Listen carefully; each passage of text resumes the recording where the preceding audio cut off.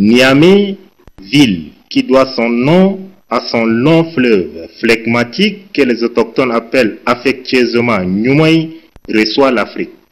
Si le 20 mars 1970, la capitale du Niger a vu naître l'Organisation internationale de la francophonie, OIF, ce 7 juillet 2019, elle abrite le 12e sommet extraordinaire de l'Union africaine.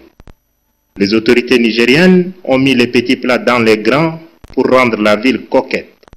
Pays frontalier du Tchad, le président de la République Idriss Déby Itno, accompagné de la première dame Hinda Déby Itno, est le 4e chef d'État à fouler le sol nigérien ce samedi 6 juillet 2019. À l'aéroport international Djouri Hamani, le couple présidentiel Idriss Déby Itno et Hinda Déby Itno est accueilli au bas de la passerelle par le premier ministre nigérien Birji Rafini. Il avait à ses côtés un représentant de la Commission de l'Union africaine et l'ambassadeur extraordinaire et plénipotentiaire du Tchad au Niger, Ousmane Sougui Koko. Le président de la République est conduit ensuite sur l'extrade officielle où il a eu droit à tous les honneurs dus à son rang.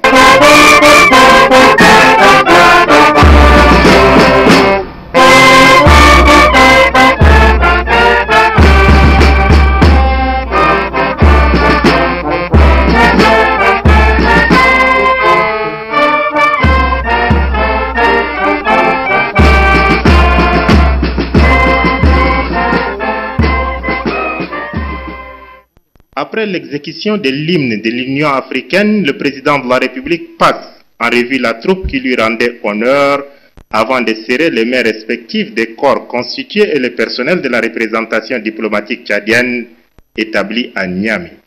La très forte délégation tchadienne, conduite par le ministre des Affaires étrangères, Chérif Mohamed Zen, et comprenant notamment le ministre du Commerce, Ahmed Mohamed Bachir, des conseillers à la présidence et le personnel de la représentation diplomatique tchadienne en terre nigérienne, était également de l'accueil.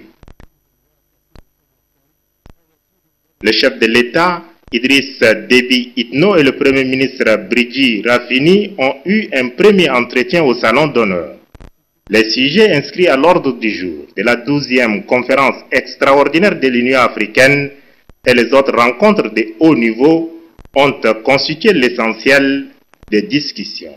La parenthèse de l'aéroport fermée, le président de la République et la délégation qui l'accompagne ont mis le cap vers leur lieu de résidence situé à une vingtaine de minutes de l'aéroport international Djouri Hamani où un débriefing a eu lieu. L'agenda du chef de l'État à Niamey sera particulièrement chargé.